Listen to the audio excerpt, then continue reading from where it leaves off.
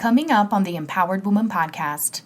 Everyone who is in business today, if you've been in it for a year, you're an expert in your product or your service. There will be nuances and things that you'll always learn, but you are the expert. So really taking things and saying, we're not going to overhaul anything. We're going to shift by 1% by those micro moments to make you better, to make everyone else better. And then that mutual success just flows.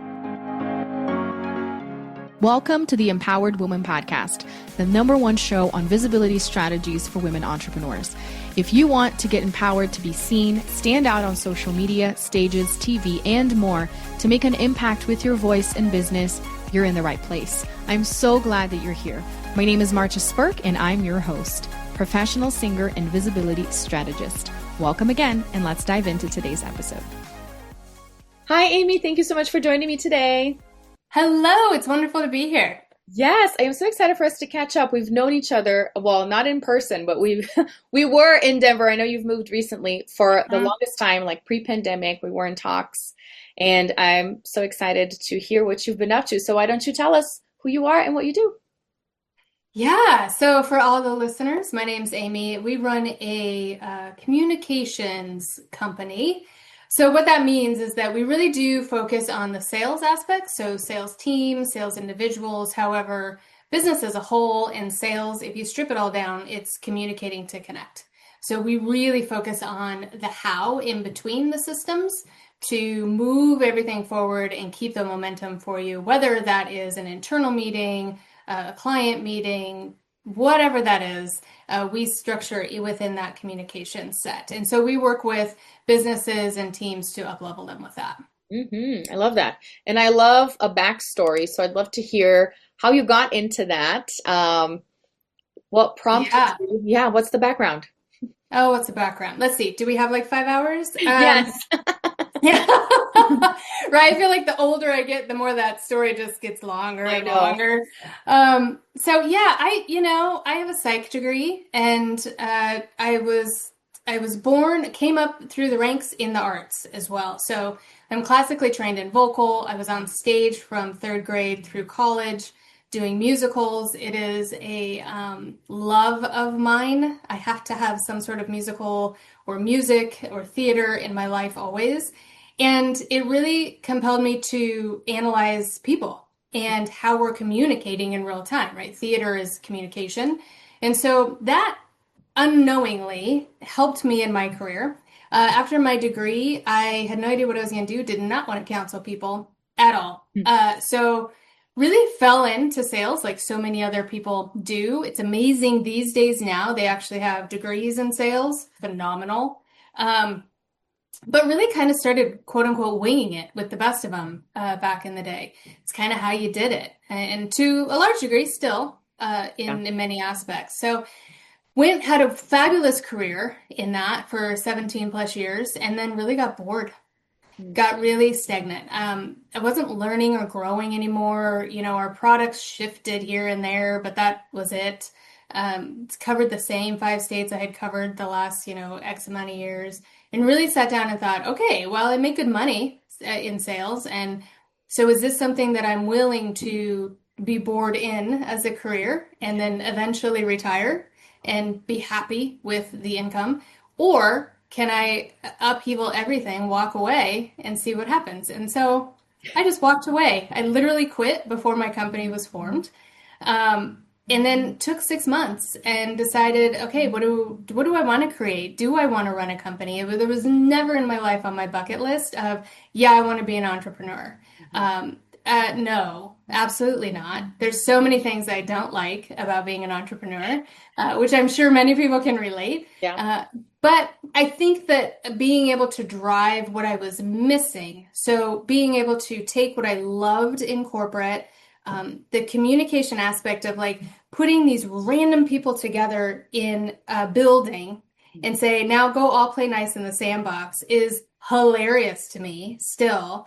And there's just so many nuances and growth opportunities in that we forget about on how we can communicate better, what our intent versus our impact is, all of those nuances to really be successful where we are. And then on the outskirts of that, then also you have clients. So if you are client facing, if you are in sales, if you do run client meetings, what does that look like? And can you bring that into those elements as well? So taking what I really loved about the nuances of that and then figuring out what I really was missing to up level by 1%. Mm-hmm. Everyone who is in business today, if you've been in it for a year, you are an expert. Mm-hmm. You are an expert in your product or your service. There will be nuances and things that you'll always learn, but you are the expert. So really taking things and saying, we're not going to overhaul anything. We're going to shift by 1% by those micro moments to make you better, to make everyone else better. And then that mutual success just flows. So that's where it started. And then as soon as about year 1.5 came about, the ball really started going in the business. And here we are 7 years later. Wow, yeah. That's amazing. I love that. I love that you just jumped right in and figured. Yeah, I'm a jumper. I've always been a jumper. I know I am not one that's like, I have to have all my systems in place and I have to, I will say that my ops manager would love if I gave more time to systems. Mm-hmm. So thank goodness for her. She is the queen. So yeah, but you find your people too. Yes. The things that you're like, oh, I'm not great at that, or I can't stand doing that. Find your people. Find your people so you can have your success and they can have theirs and everybody wins. Yeah. Focus on what you're good at. You're so genius. Well, I'm excited to hear more about your book. Tell us more. Is this your first one? What was the inspiration behind it? Yeah, this is my second. Okay. The very first book was So You're in Sales. And it really was designed around a leave behind. So if anybody here is in sales or has experience in sales, you always have stuff that you leave behind. That was kind of that old school mentality, 1990s, where I came up through the ranks of like, you always got to leave something behind, whether that's a packet full of crap they're never going to read, whatever that is, tchotchke stuff. Yeah. And so it was designed around that, but then quickly turned into really 3 key elements of how to be successful in sales, more of a beginner side. Okay. And then this new book really came from the passion of the last 5 to 6 years of honing in on what we do here to support teams and people, but then also really finding those consistent trends that have not left. So there is human element in communication and connection in business that is never going to go away, whether we have AI, whether we have other systems that come into play. And so there are some constants and some threads there. And so really putting a methodology around how we talk around communication and then giving that methodology to the world on here you go. And then now let's put that in every aspect of business. So if you're running a meeting, how would you interpret that within that methodology? And then the great thing there is, again, you're the expert. So you pick what you want. And maybe some days you have great confidence walking into the room because you know the room, you know the people. So you don't need that element that day. Mm-hmm. Or if it's brand new people and you're like, the CEO's in the room today, I'm a little bit nervous. Great. Here's some tools for you. So it's really designed to meet you where you are instead of giving you this entire roadmap of how to be, quote unquote, that for me anyway, always falls short. Yeah. So that's the design of the book. Okay. Yeah. I love that. And I love that it's very customizable because you could look at your situation and it could be for entrepreneurs or it could be for somebody like you're saying in the boardroom or wherever. Can you tell us more a little bit about these different elements that you mentioned that sometimes you may leverage depending on the situation and others not? And I love the AI piece. We need to dive into that one too.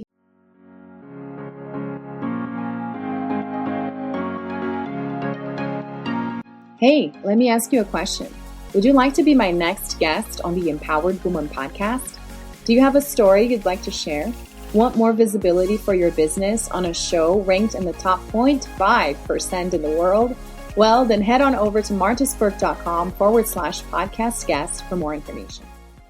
Yeah. So the methodology around that is the BREW method, not short of coffee for me. Sorry, as I'm choking on my coffee now. So it really was designed around, okay, what do I love? I love coffee. I love the connections and the moments that coffee brings. So not only do I love to drink it, but I love to kind of find that nuance of energy around it. And so when I was writing the book, I really had lots of conversations around how would that look? And the more I dove into it, it's like, well, some people are instant coffee drinkers. That would be me. Some are percolators who are phenomenal at taking like 45 minutes to do a pour over. Like I envy you people. I don't know who you are, but phenomenal. And it's the same type of way that we communicate. So taking that and saying, okay, what is this BREW method? Well, there's a circle of communication. It's thinking, listening, speaking, and nonverbal. So we put that into this method of BREW. So that is be the moment. That's your first one. So that's your thinking. Be the moment.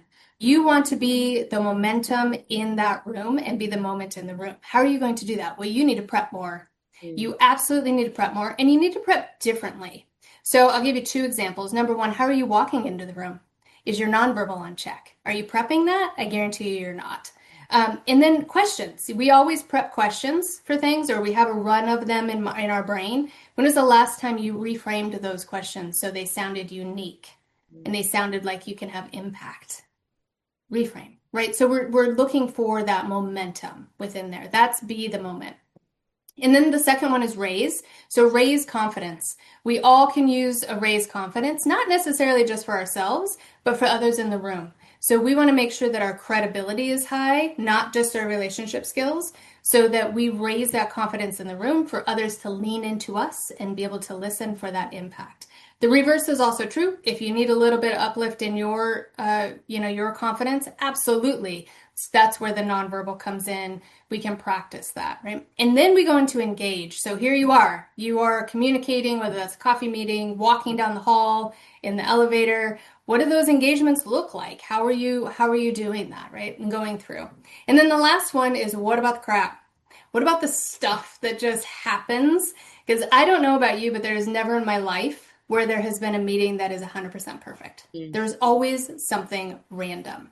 So the more that you really start honing in on those first three, you're really going to be able to handle this last what about this. You can also somewhat prime it. So we were on a training last week and a couple of people were like, I don't know how to get the room back on track. There's always, one or two people that kind of sidebar the room, they overtake the conversation. So those are things that, back to being in the moment or being the momentum, you can actually prep. You can prep how you are going to have a conversation around that to bring them back. So it's all those minor things. And so again, it's yours to say, what micro moments do I really need to adjust here? And then we give you the actual how framework as well. So that's the BREW methodology behind it. I love the coffee behind it.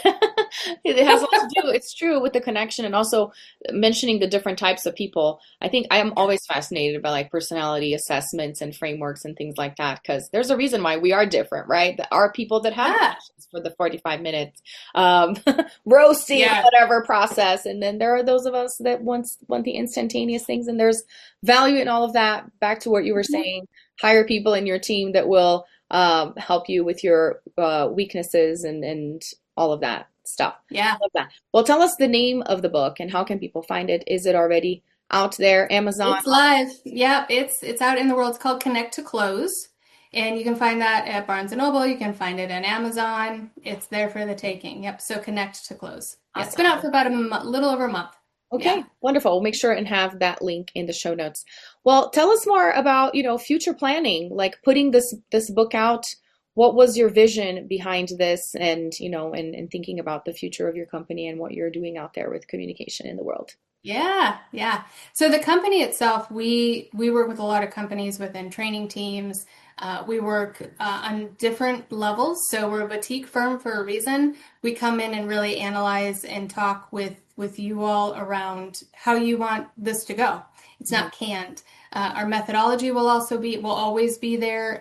Some of the things that we really hone in on our expertise and our side will always be there, but we mold it to where you are now, where your teams are now. It's really important that we don't just have this boxed program for you. I think there's enough of those out there in the world, good, bad, neutral, whatever they are.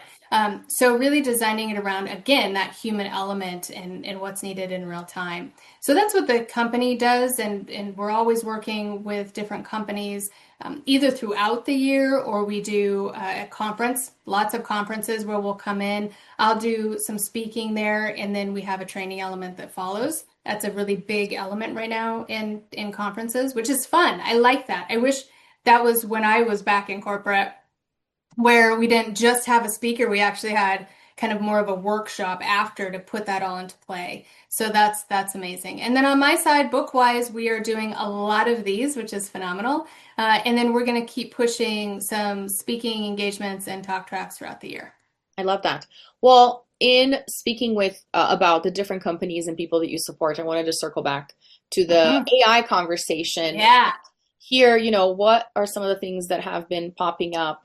What are things you've observed in terms of the clients you worked with, and also maybe some tips and suggestions for those that are listening to steer clear or to just be mindful of in terms of that connection piece? Yeah. Here's what I love about this is that they're really I feel like right now people are either way over here or they're way over here. There's not like I'm kind of just dabbling in it. It's I'm all in, whether that's just reformatting, morphating, or reframing emails right now within AI, right? That's all they're doing. Or presenting, they're putting together a presentation. That's all they use it for, but they're all in with it, right? And they're really diving in. Or there's people that are like, I don't use it at all. So it's this really interesting, and we're gonna find it morph into dabbling as we go, just due to it's not going away. It's gonna get more intense. It's very similar to me as a CRM, a customer management tool. It's very similar in that regard, in that it is a tool for you. So it makes your life easier. It gives you format. It helps you with your day. It can structure your day for you. I mean, it's endless in what it can do. So really taking the time to say, this is an element to put into my business or my day-to-day to help support me. It's not going to be something that does everything. On the communication side of that, where we're really mindful, and we use it every day as well, is that it learns you, correct? But your voice is always going to be your voice. So taking something that's AI and then planting it right into an email, or planting it all into copy and pasting it into a presentation, is not the best use of that. We really need to make sure that our voice is there, that we are sifting out some of the technology behind it to make it sound like us again. That is never going to leave. Can tell you how many AI bot type of messages I get daily in my LinkedIn messaging, and it's very clear that it's AI.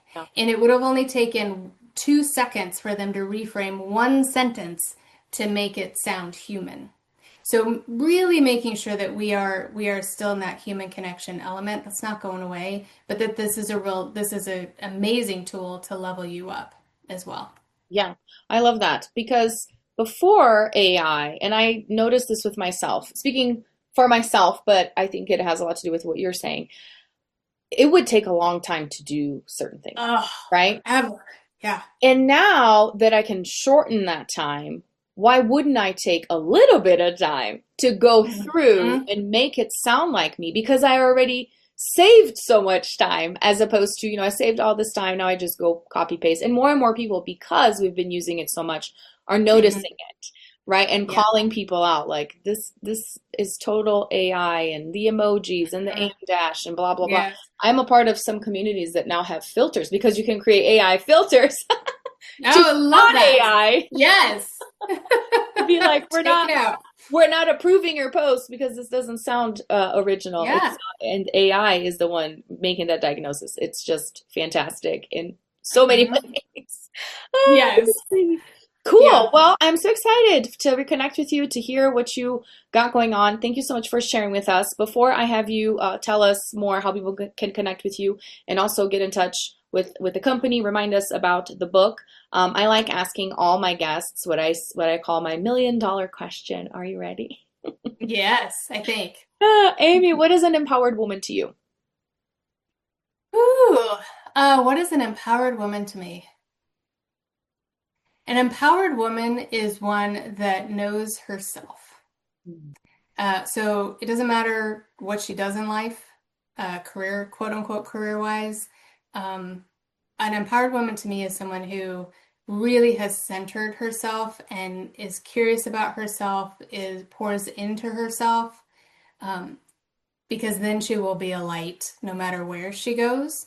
I know so many, you said that, and so many names and faces just started popping up. And all of them had that center of really putting in their own work to better themselves, to be their most confident and vulnerable at the same time self, to really then shine wherever they go.